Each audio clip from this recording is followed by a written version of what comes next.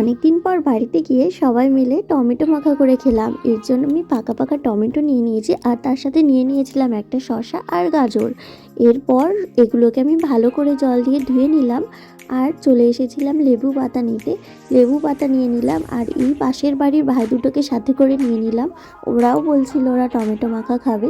তো বাড়িতে এসেই টমেটোগুলো কাটতে শুরু করে দিয়েছি।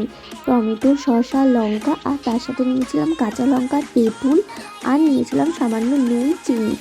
তো এগুলো দিয়ে আমি করব টমেটো মাখা। এই টমেটো মাখা করতে করতে বাচ্চারা বললো একটুখানি গাজর খাবে, তাদেরকে একটু গাজর দিয়ে দিলাম। আর দিয়ে দিলাম এবার কাটা সব কিছুর ওপরে লবণ, চিনি আর লঙ্কা আর দিয়েছিলাম সামান্য জল জিরা। এটা দিয়ে পাকা তেঁতুল দিয়ে ভালো করে ডলে লবণ দিয়ে এটা একটুখানি মাখতে মাখতে আমি মুখেও দিয়ে নিলাম। যা লাগছিল না আমার, তো এখন মাখা ভিডিওটা দেখতে গিয়ে জিভে জল চলে আসছে। এটাকে ভালো করে চটকে চটকে মেখে নিলাম। আর এই পুরনো তেঁতুল নাকি খেলে অনেক দিনের পুরনো কাশি কমে যায়, তাই সেটাই বলছিলাম। আর এই আমাদের সোনা মাম্মামও এই তেঁতুল খাবে বলছিল, তো তারপরেও নিচে নেমে গেল। এখন আমি পুরো জিনিসটাকে ভালো করে মেখে নেব।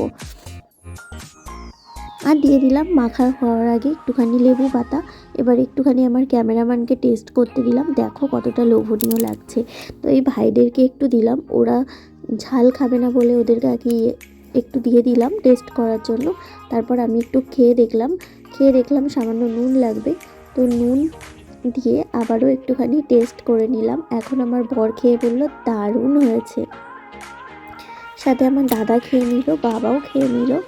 আর আমাদের সোনা মাম্মাম তো এইসব খাবে না, তার জন্য ওকে একটু শসা কেটে দেওয়া হয়েছিল, ওটাই খাচ্ছিল। তো টমেটো মাখার ভিডিওটা কেমন লাগলো অবশ্যই কমেন্ট করে জানিও।